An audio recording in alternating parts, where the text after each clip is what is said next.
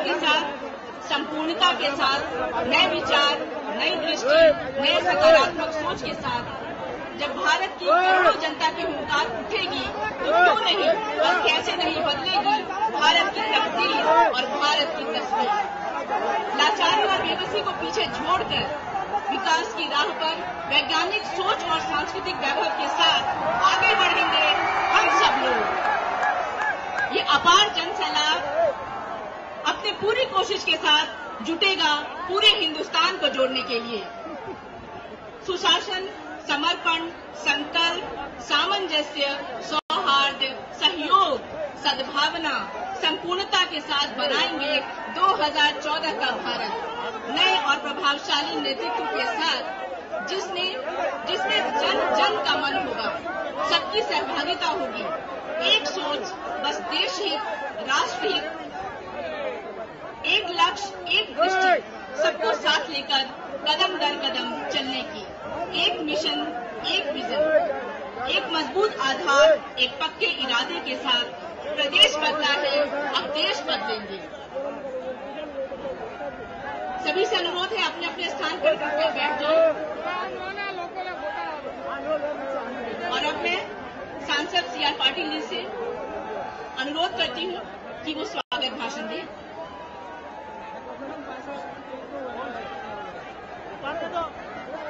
भारत माता की, भारत माता की। सब अपनी अपनी जगह पर बैठ जाओ,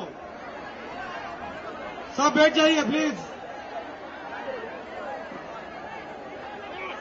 गुजरात राज्य के आदरणीय मुख्यमंत्री श्री और भारतीय जनता पार्टी के प्रधानमंत्री के घोषित उम्मीदवार आदरणीय श्री नरेंद्र भाई मोदी साहब आज एक विकास ज्योति यात्रा का यहां से रवाना करने के लिए आए हुए हैं। इस रैली में मैं उनका स्वागत करता हूं और आप सबका भी बहुत बहुत स्वागत करता हूं। मैं साथ में आए हुए हमारे गुजरात राज्य के आदरणीय मंत्री श्री आनंदीबेन पटेल मोरसी जी, सबका बहुत बहुत स्वागत करता हूं। भारत माता की, हर हर मोदी, हर हर मोदी। मोदी जी का ये संदेश, विकसित होगा अपना देश। मोदी जी का ये संदेश, विकसित होगा अपना देश। भारत माता की जय।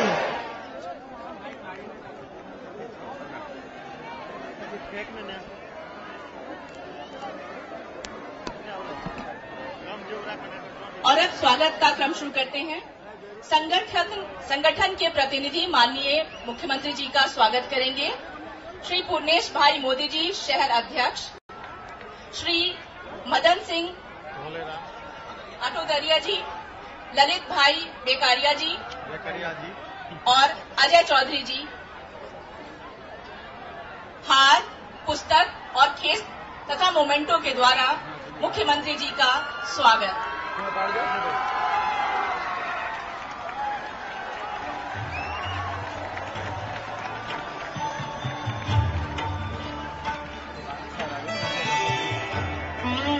और अब नवसारी के सांसद श्री CR पाटिल जी के साथ नरोत्तम भाई पटेल जी, राजा भाई पटेल जी, हर्ष संघवी,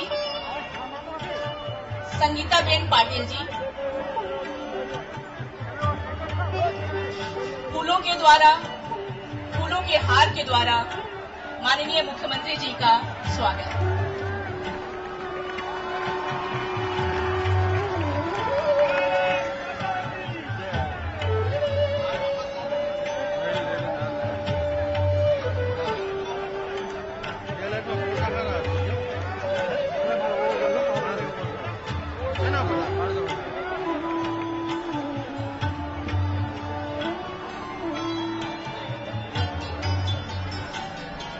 सूरत की सांसद श्रीमती दर्शनाबेन दरजोश जी, उनके साथ नानू भाई मनानी जी, जनक भाई बगदाना वाला जी, प्रफुल्ल पानसेरिया जी, रंजीत भाई गिलिटवाला, मुकेश पटेल जी, कुमार कानानी और श्री अजय भाई चौकसी जी। हाँ पण ये बधा प्रोग्राम में छे। जिनका नाम बुलाया जा रहा है कृपया वही जाएं।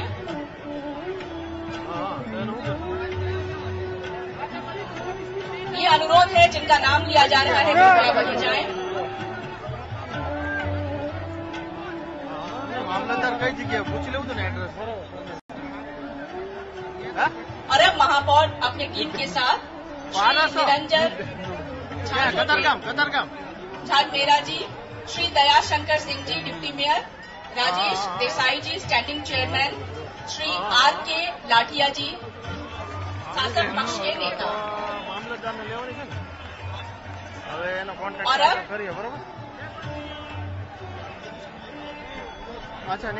और अब विकास ज्योति यात्रा के सूत्रधार टीम, जिसमें है केडी सिंह जी अपनी टीम के साथ बनारस से हैं, केपी मलिक जी, रंजन सिंह, श्री शिशिर चौधरी। इस टीम के साथ स्वयं मोदी जी ने इस संकल्पना विकास ज्योति की नींव रखी थी।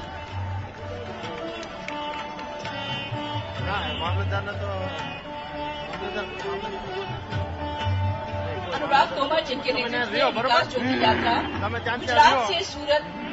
गुजरात के सूरत से चलकर 2 मार्च को उत्तर प्रदेश के लखनऊ पहुंचेगी और उनकी टीम स्वागत कर रही है माननीय मुख्यमंत्री जी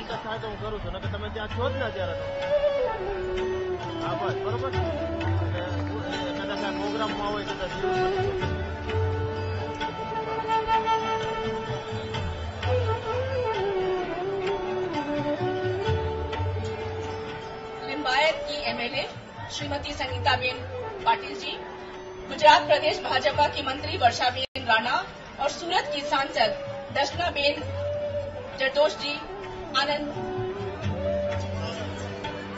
शहराध्यक्ष गणेश मोदी जी, आनंद आज हमारे बीच पाटिल का स्वागत। अनुराग तोमर जी भारतीय जनता पार्टी में अपने सभी सहयोगी के साथ जुड़ रहे हैं। आप सभी लोग को विनती है, बधाई उसको दे। अनुराग तोमर जी समाजवादी पार्टी से हैं, आज भारतीय जनता पार्टी का उन्होंने खेस धारण किया है। आज से भारतीय जनता पार्टी के कार्यकर्ता के रूप से वो काम करेंगे।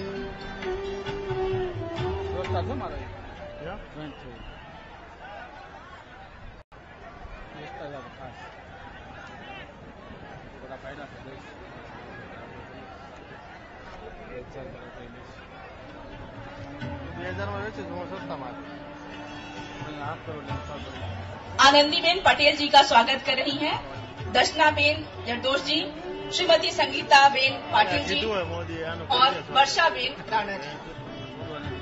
पूर्णेश मोदी जी शहर अध्यक्ष। ये विकास ज्योति यात्रा का मुख्य आयाम, विकास ज्योति का मुख्य उद्देश्य गुजरात के औद्योगिकरण, सुरक्षा, रोजगार, प्रशासनिक सुलभता, बराबरी, न्याय, मानवीय अधिकारों का सम्मान जैसे मूल्यों को देश के प्रमुख स्थानों तक ले जाना, ताकि विकसित हो रहे भारत की नई ईंट रखी जा सके।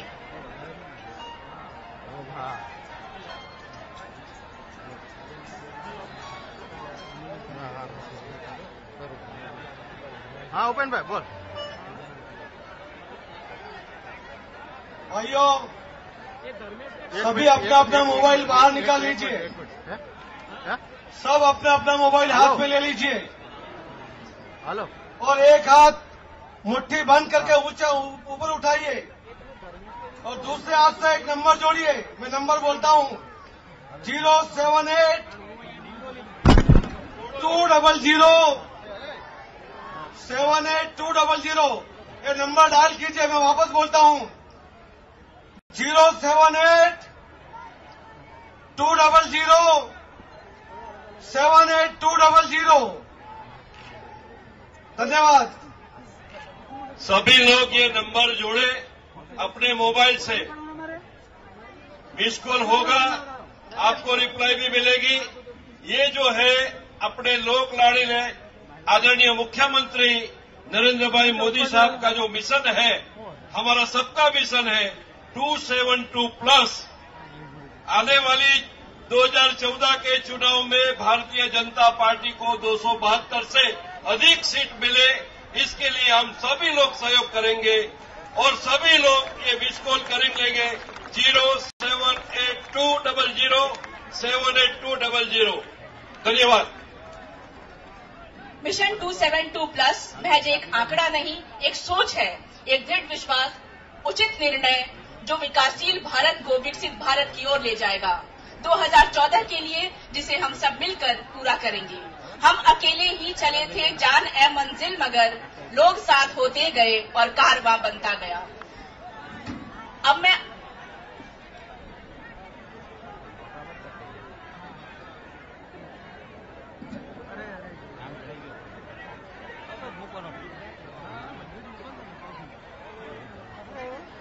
एक मिशन, एक विजन, एक लक्ष्य, एक दृष्टि, सबको साथ लेकर कदम दर कदम चलने की।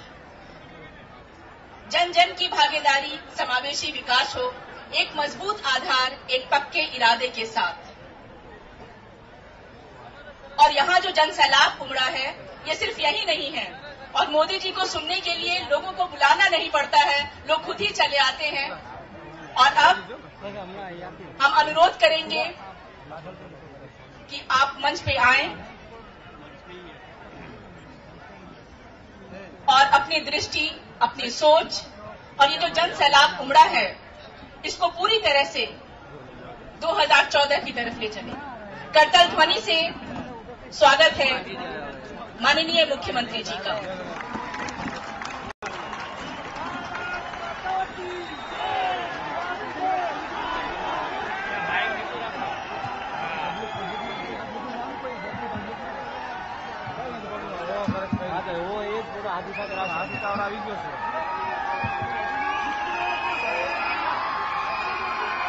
वहां जो छत पे हैं उनको सुनाई देता है कुछ?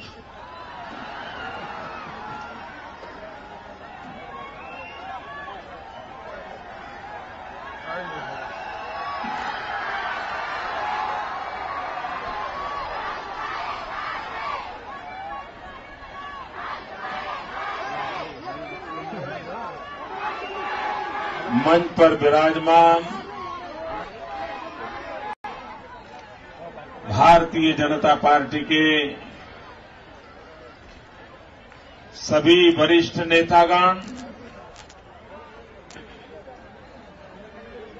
विशाल संख्या में पधारे हुए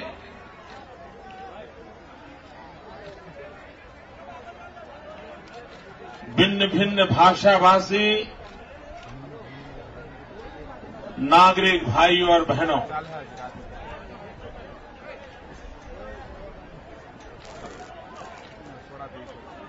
आज अनुराग तोमर जी के नेतृत्व में समाजवादी पार्टी के हजारों कार्यकर्ताओं ने भारतीय जनता पार्टी में प्रवेश किया है। मैं उन सबका हृदय से स्वागत करता हूं।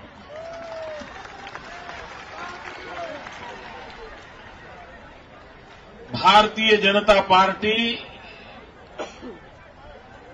एक परिवार है और इसलिए भाजपा में सिर्फ मेंबरशिप नहीं होती है, यहां रिलेशनशिप होती है। जब एक बार व्यक्ति भाजपा में आता है तो हमारा उसके साथ खून का रिश्ता हो जाता है, हमारा उसके साथ पीढ़ी दर पीढ़ी का रिश्ता हो जाता है।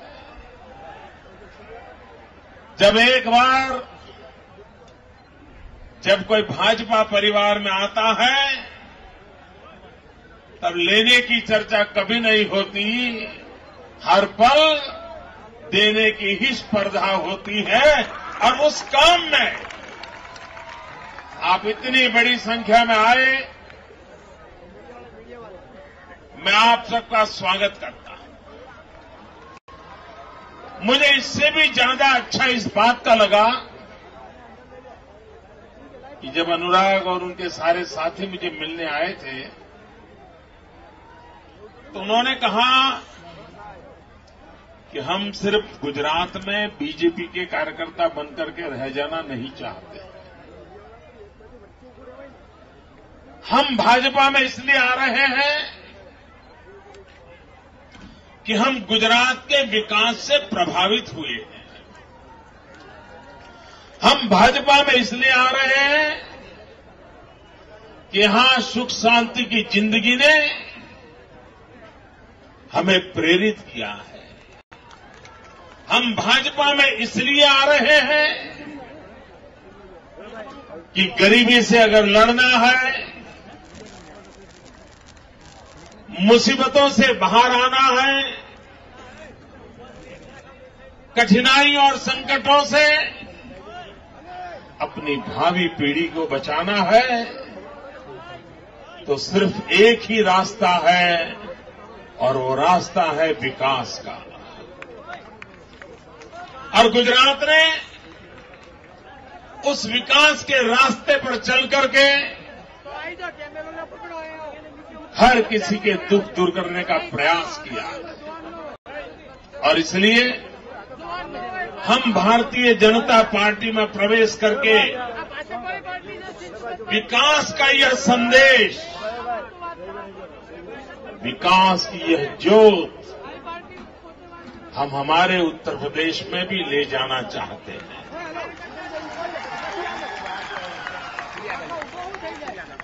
भाइयों बहनों, ये ज्योत प्रकाश भी देती है, ऊर्जा भी देती है और मुझे विश्वास है कि आप सब मित्रों ने ये विकास ज्योति यात्रा की जो कल्पना की है, विकास ज्योति यात्रा की जो योजना की है, ये पूरे उत्तर प्रदेश में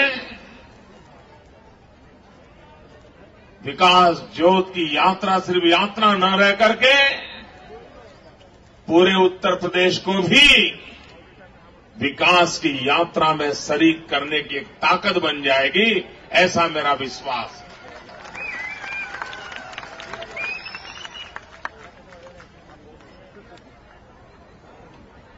आजादी के इतने साल हो गए भाइयों बहनों,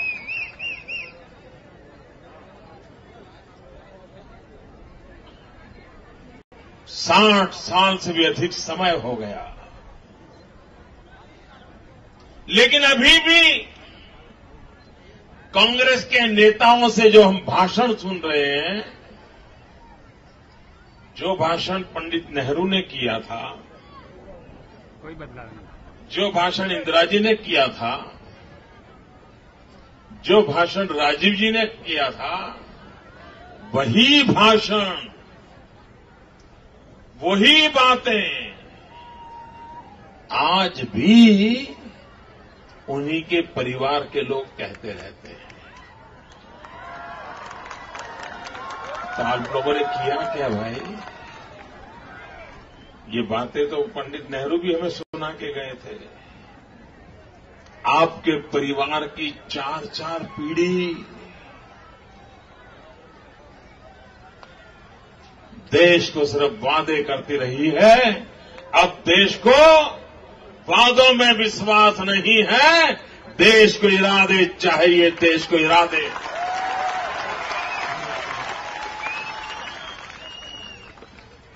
देश को विकास का इरादा चाहिए।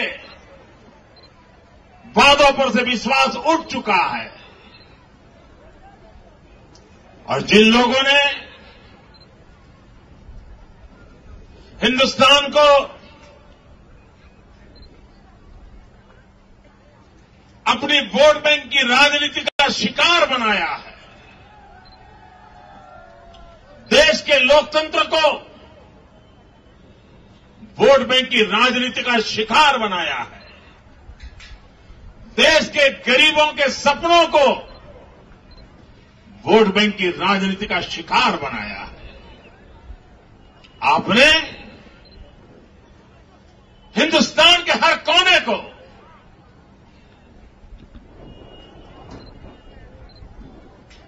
तोड़ना, बांटना के भाई को लड़ाना, यही किया है। और सिनेमा के डायलॉग की तरह सुनाते हैं,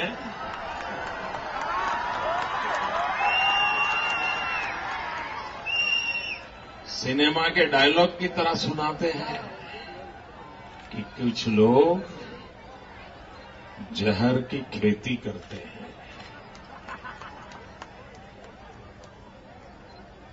मैं जरा बताना चाहता हूं जहर की खेती कौन करता है और प्यार की खेती कौन करता है।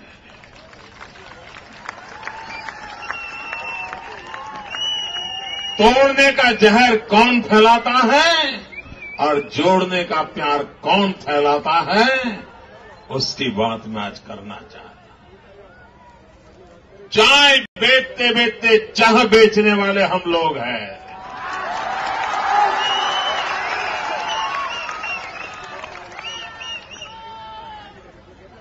हमने चाय बेची है, देश नहीं बेचा है।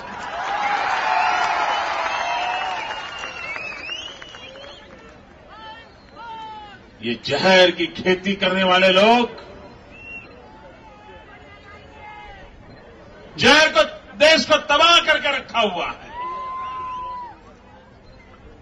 मैं छोटा उदाहरण देता हूं भाइयों। जब अटल बिहारी वाजपेयी की सरकार थी तो वाजपेयी जी ने 3 नए राज्यों का निर्माण किया था। मध्य प्रदेश में से छत्तीसगढ़ बनाया था, उत्तर प्रदेश में से उत्तराखंड बनाया था,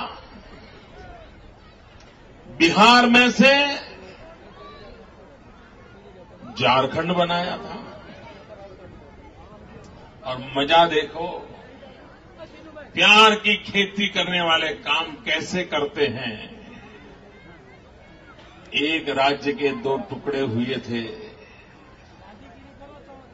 लेकिन छत्तीसगढ़ बना तो छत्तीसगढ़ तो मिठाई बांटता ही बांटता था, मध्य प्रदेश भी मिठाई बांटता था। उत्तराखंड बना तो उत्तराखंड तो मिठाई बांट रहा था, लेकिन जिस उत्तर प्रदेश से उत्तराखंड निकला वो उत्तर प्रदेश भी मिठाई बांट रहा था। झारखंड भी मिठाई बांट रहा था, और जिस बिहार से झारखंड निकला वो बिहार भी मिठाई बांट रहा था। इसे प्रेम की खेती बोलते हैं। और आपने जहर की खेती की, पूरे आंध्र प्रदेश को आग की लपटों में झोंक दिया। आंध्र में से तेलंगाना बनाने का आपका तरीका, वोट बैंक की राजनीति का तरीका, जहर की खेती करने का तरीका, और उसी का परिणाम हुआ कि न तेलंगाना खुश है, न सीमांध्र खुश है। आग तेलंगाना में भी लगी हुई है, आग सीमांध्र में भी लगी हुई है। अगर आप प्रेम की खेती करते, अगर प्राइम से सबको विश्वास में लेकर के बंटवारा करते,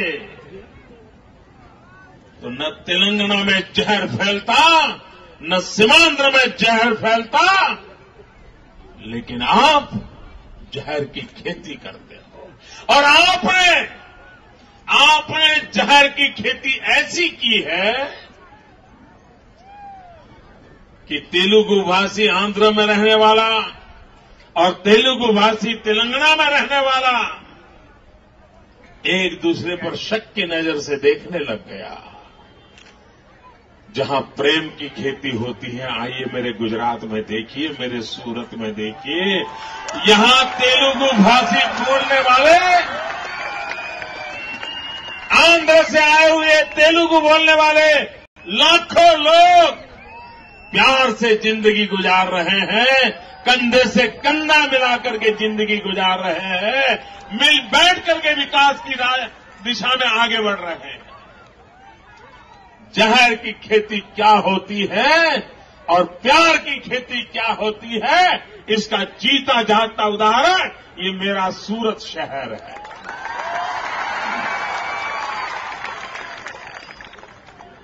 हिंदुस्तान का कोई प्रदेश ऐसा नहीं होगा जहां के लोग इस सूरत में न रहते हो। कोई संप्रदाय ऐसा नहीं होगा जिसके लोग यहां नहीं रहते होंगे। कोई जाति बिरादरी नहीं होगी जिसके लोग यहां नहीं रहते होंगे। लेकिन ये मेरा सूरत मौजिला है, मौजिला। मस्ती से जी रहा है। क्यों? क्योंकि यहां प्यार की खेती होती है, प्यार की खेती, अपनेपन की खेती होती है, भाईचारे की खेती होती है, जन जन को जोड़ने की खेती होती है। और इसलिए भाइयों बहनों, बहुत हो चुका। देश को तोड़ने वाले, तबाह करने वालों को 60 साल दिए हमने। भाइयों बहनों, देश को तोड़ने वालों को 60 साल दिए हैं, देश को जोड़ने वाले को सिर्फ 60 महीने चाहिए।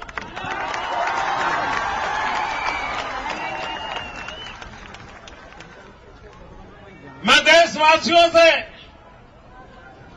एक विश्वास दिलाना चाहता हूं कि आपने 60 साल दिए, क्या पाया? 60 महीने देकर के मेरा हिसाब मांग लीजिए, आपको विश्वास हो जाएगा कि देश को कैसे चलाया जा सकता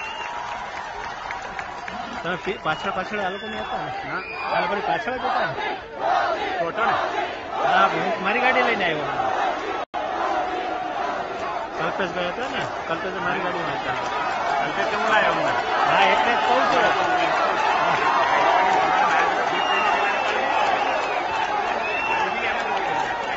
भाइयों बहनों, क्या कारण है कि हमारी भारत माता, ये हमारी भारत माता का पश्चिमी इलाका, वहां तो कुछ विकास के नक्शे कदम नजर आ रहे हैं। विकास की दिशा में कुछ न कुछ हो रहा है, नजर आ रहा है। लेकिन क्या कारण है कि मेरी भारत माता की पूरा इलाका पूर्व का, मेरी भारत मां की पूरी भुजा दुर्बल कैसे हो गई? पश्चिमी उत्तर प्रदेश और पूर्वी उत्तर प्रदेश में फर्क क्यों? बिहार की ऐसी दुर्दशा क्यों? आसाम, नागालैंड, मिजोरम, सारा नॉर्थ ईस्ट का इलाका, उड़ीसा हो, आंध्र का सीमावर्ती इलाका हो, ये दुर्दशा क्यों? इसका कारण है कि आपने विकास की राजनीति में विश्वास नहीं किया। आप सरकारें इसलिए चलाते रहे हो ताकि आपकी वोट बैंक बढ़ती चले, सरकारी तिजोरी लूटती चले,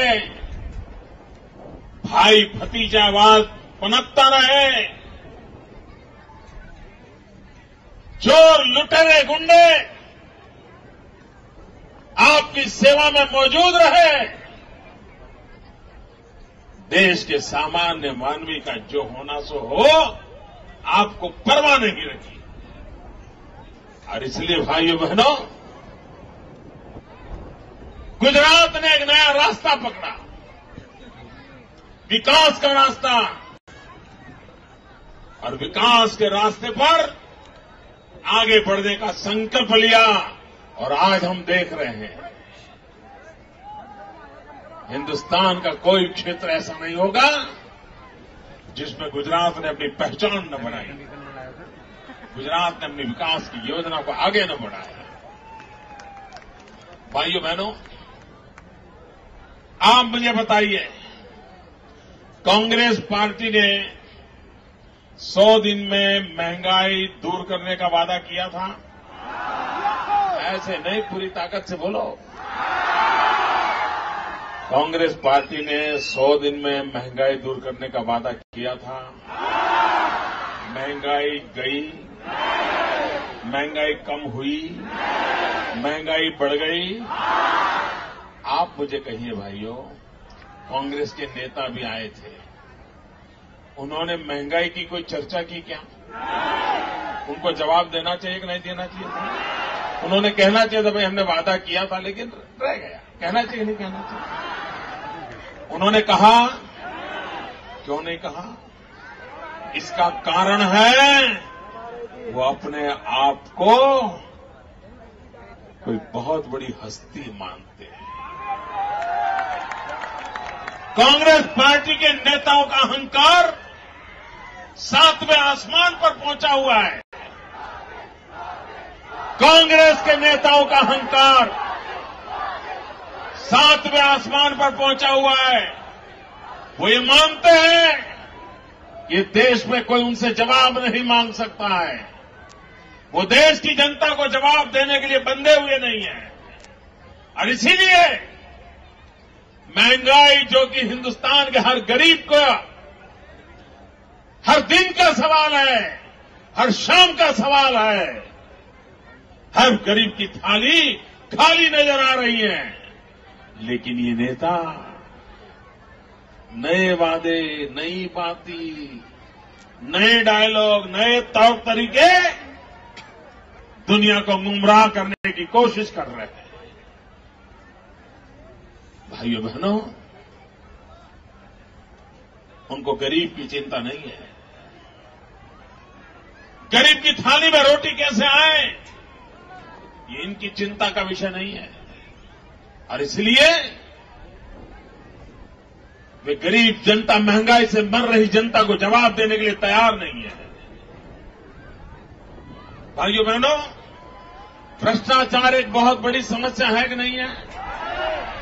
भ्रष्टाचार जाना चाहिए कि नहीं जाना चाहिए? देश को भ्रष्टाचार से मुक्त करना चाहिए कि नहीं करना चाहिए? क्या कांग्रेस को मुक्त किए बिना भ्रष्टाचार मुक्त होगा? कांग्रेस को भ्रष्टाचार के खिलाफ कुछ बोलने की हिम्मत है? कांग्रेस भ्रष्टाचार की चर्चा करने को तैयार है? ये कांग्रेस के नेता आते हैं, न महंगाई पर बोलने के लिए तैयार है, न भ्रष्टाचार के पर कुछ बोलने को तैयार है। भाइयों बहनों, काला धन विदेशों में है। हर कोई कहता है कि लोग चोरी करके माल विदेशों में रखते हैं। आप भी मानते हैं कि नहीं मानते? काला धन विदेशों में है, मानते हैं कि नहीं मानते? हिंदुस्तान के लोगों का चोरी करके ले गए कि नहीं ले गए? गरीब आदमी के पेट से छीन लिया कि नहीं छीन लिया? अब ये काला धन वापस आना चाहिए कि नहीं आना चाहिए? ये काला धन वापस लाना चाहिए कि नहीं लाना चाहिए? ये काला धन गरीबों के लिए काम लाना चाहिए कि नहीं लाना चाहिए? लेकिन भाइयों बहनों, काले धन की इतनी मांग उठ रही है। आडवाणी जी ने पूरे हिंदुस्तान में यात्रा की इस उम्र में, देश को जगाया। बाबा रामदेव लड़ाई लड़ रहे हैं, भारतीय जनता पार्टी लड़ाई लड़ रही है। लेकिन कांग्रेस को काले धन का नाम देने से डर लगता है। भाइयों बहनों, मैं आज आपको वादा करने आया और ये विकास जोत लेकर के उत्तर प्रदेश की गलियों में घूमने वाले नौजवानों से मैं कहता हूं, आप जहां भी जाएं लोगों को विश्वास दीजिए कि दिल्ली में भाजपा की सरकार बनेगी। हम दुनिया के कहीं भी बैंक में, खाते में अगर काला धन रखा गया है उसको वापस लाएंगे और ये काला धन गरीबों की भलाई के लिए खर्च किया जाएगा। इन पैसों पर हिंदुस्तान की जनता का अधिकार है, हिंदुस्तान के गरीबों का अधिकार है। इसे लूट लिया गया है, इसे हम वापस लाएंगे। भाइयों बहनों, देश को महंगाई से मुक्ति दिलानी होगी, देश को भ्रष्टाचार से मुक्ति दिलानी होगी, देश का काला धन वापस लाना होगा। मां बहनों की सुरक्षा, मां बहनों का सम्मान, नौजवानों के लिए रोजगार, गरीब के लिए अन्न, गरीब के लिए भोजन, गरीब के लिए रहने के घर, बीमार मां बाप के लिए दवाई, बच्चों के लिए शिक्षा। क्या ये करने जैसे काम नहीं है क्या? लेकिन उनको नहीं करना है। यहां उत्तर प्रदेश के लोग हैं, बिहार के लोग हैं, अन्य भाषा के लोग हैं। मुझे कहिए भैया, क्या आपको अपना गांव छोड़ करके आने का मन करता है क्या? आपको अपना गांव क्यों छोड़ना पड़ा? आपके बूढ़े मां बाप को क्यों छोड़ना पड़ा? आपके यार दोस्तों को क्यों छोड़ना पड़ा? आपके खेत खलिहान को क्यों छोड़ना पड़ा? क्यों? क्योंकि वहां विकास नहीं हुआ। अगर आपके गांव में, आपके जिले में, आपके राज्य में विकास हुआ होता तो आपको वहां से मां बाप को छोड़ करके 500, 700, 1000 किलोमीटर दूरी पर जाकर के मेहनत मजदूरी करने की नौबत नहीं आती। ये मुसीबत इसलिए पैदा हुई, आपको अपने प्रिय मां बाप को छोड़ करके इसलिए आना पड़ा ताकि उन्होंने विकास नहीं किया। भाइयों बहनों, विकास ही सारी समस्याओं का समाधान है। नौजवान को रोजगार चाहिए और नौजवान को रोजगार मिले, इसका महत्व देते हुए हम आगे बढ़ना चाहते हैं। भाइयों बहनों, ये नौजवान जो विकास जोत लेकर के निकले हैं, उनको मेरी शुभकामना है। और उत्तर प्रदेश के जिस जिस कोने में वो जाएंगे, राजस्थान होकर के गुजरेंगे, विकास की बात घर घर पहुंचेगी और सामान्य मानवी विकास के लिए वोट देने के लिए तैयार होगा। जब हम विकास के लिए वोट करेंगे, हिंदुस्तान की आने वाली कल अच्छी होगी। कोई मां बाप अपने बेटे को ऐसी जिंदगी जीने के लिए मजबूर करना नहीं चाहता। इस काम को पूरा करने के लिए आप आगे आए। इतनी बड़ी संख्या में ये जनसागर मेरे सामने मैं देख रहा हूं, चारों तरफ जैसे केसरिया सरोवर हो, ऐसा माहौल बना हुआ है। मेरी आप सबको बहुत बहुत शुभकामनाएं। मेरे साथ बोलिए भारत माता की। ऐसे थोड़ा बोलते हैं, दोनों हाथ पूरे पर करके भारत माता की। ऐसे नहीं, उत्तर प्रदेश तक आवाज जानी चाहिए। भारत माता की, भारत माता की, भारत माता की, भारत माता की।